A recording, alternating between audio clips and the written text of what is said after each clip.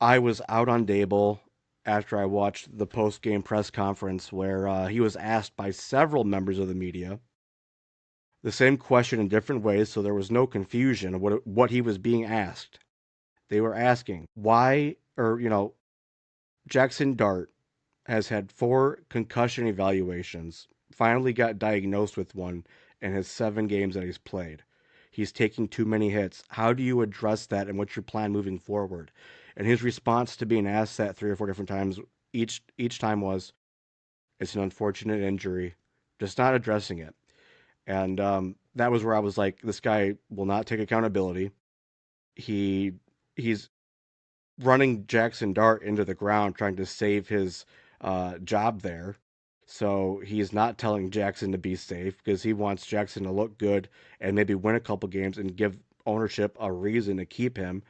But it's the reason why why they made the decision. There was a rumor that after the Broncos game they were going to fire him or something, but he's doing to Jackson Dart what he did to Daniel Jones when Daniel Jones was here. I'm not going to rehash all that. I've talked about it a million times how I thought Daniel Jones was fucked here by the fans and by Dable.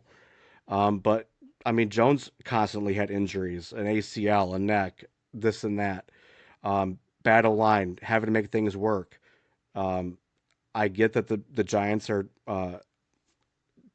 fucking decimated with injuries, specifically when you lose a back like Cam Scatabo after he came on, and obviously Malik Neighbors.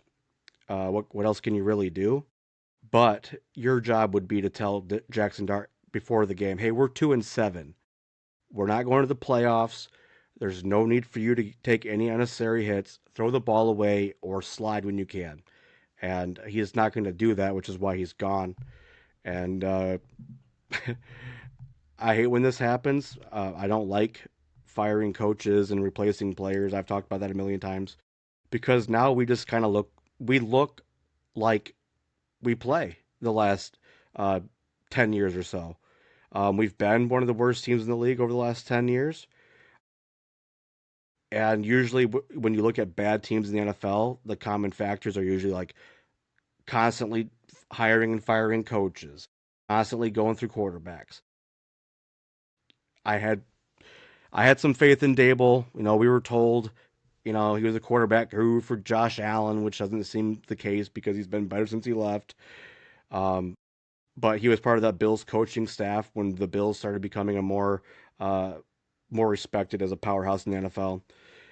And so that kind of they're like, okay, well, we got a young quarterback that kind of has some of the physical traits that Josh Allen does. Big, can run, can throw it anywhere. He can make Daniel Jones look like Josh Allen in theory, and it didn't work out. But the hiring and firing thing, I'm not big on. It kind of makes me a little depressed. It's a shit show. But that was basically it. Credit to the